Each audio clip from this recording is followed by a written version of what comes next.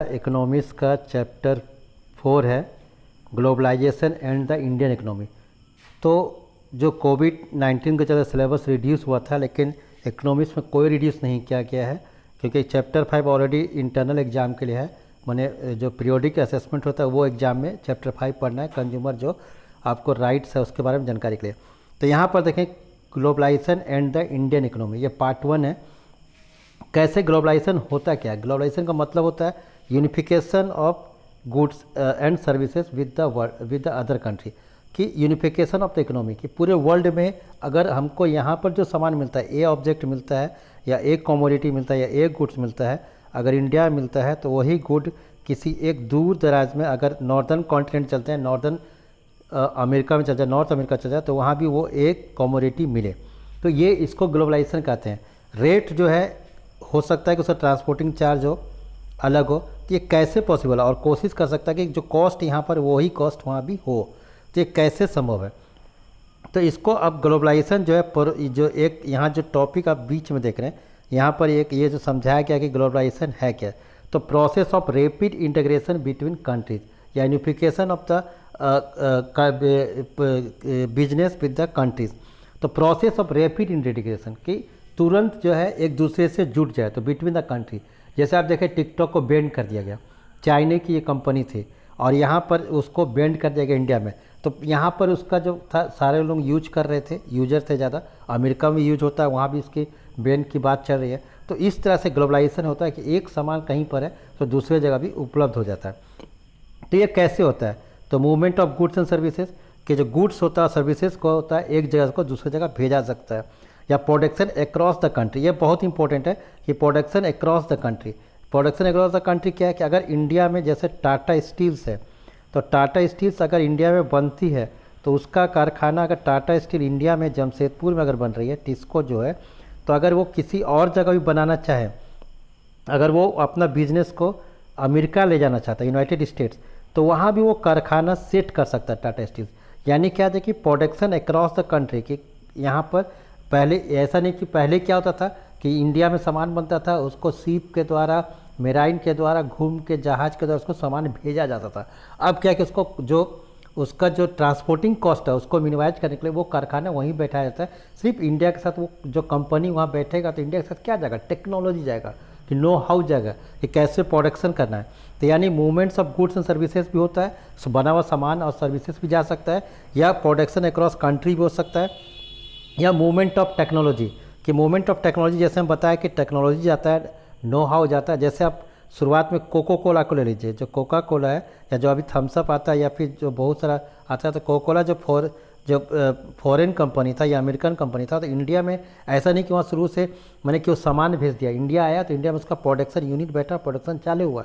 फिर movement of investment, अब उसके साथ बड़ा चीज़ है कि हर कंपनी के पास जो होता बड़ा, जो कंट्री के पास, उसके पास पैसा नहीं होता, इन्वेस्टमेंट, उसके पास उतना फंड नहीं होता कि इन्वेस्ट कर सके।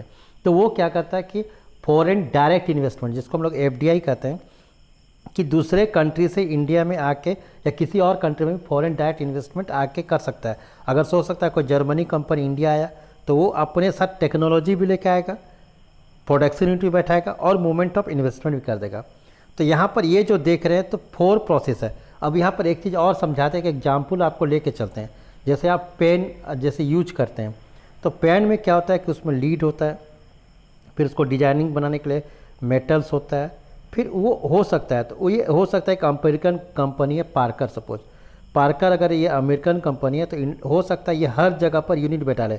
अमेरिका में वहाँ पर लीड बन रहा होगा, इंडिया में उसका मेटल बन रहा होगा, और किसी एक जगह वो मैंने कि इसको मैंने प्रोसेसिंग हो रहा है, एक साथ जुट रहा होगा, जिसको तुमको असेंबल होता होगा, तो असेंबल हो रहा होगा। तो इस तरह से भी हो सकता है ये, इसको हम लोग भी इसको ग्लोबलाइजेशन कहते हैं। अब है कि प्रोडक्शन अक्रॉस कंट्री, अगर हम लोग प्रोडक्शन अक्रॉस कंट्री तो हम बता दें कि करता है।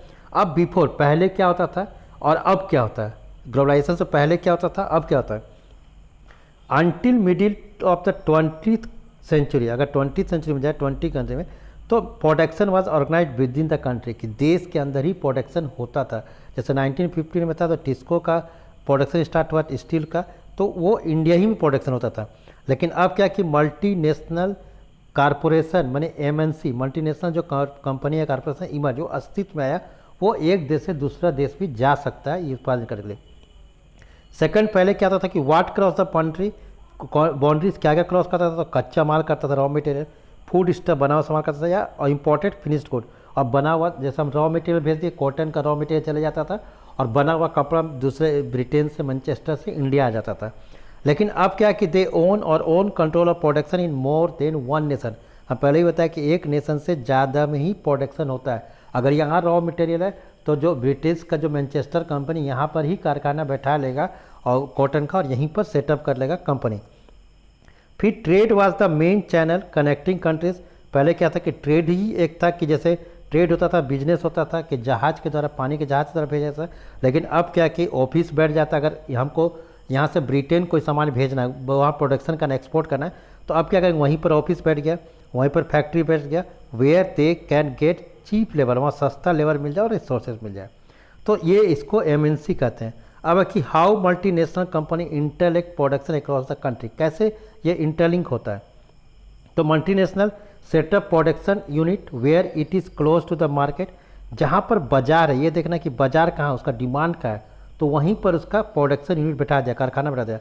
और वेयर स्किल और अनस्किल्ड लेबर इज़ अवेलेबल और लो कॉस्ट। और इंडिया जो है बहुत सारा लेबर मार्केट है, यहाँ पर स्किल और अनस्किल लेबर जो सस्ता में उपलब्ध है, इसलिए बहुत सारे फॉरेनर, जो फॉरेन कंट्री है इंडिया में सेटअप हो गया। जैसे हम लोग देखते हैं कि हिंदुस्तान जो यूनिलीवर लिमिटेड है, साबुन ये सब यूज़ करते हैं, तो आप देखें कि हिंदुस्तान यूनिलीवर है, तो वो एक्चुअली मल्टीनेशनल कंपनी है।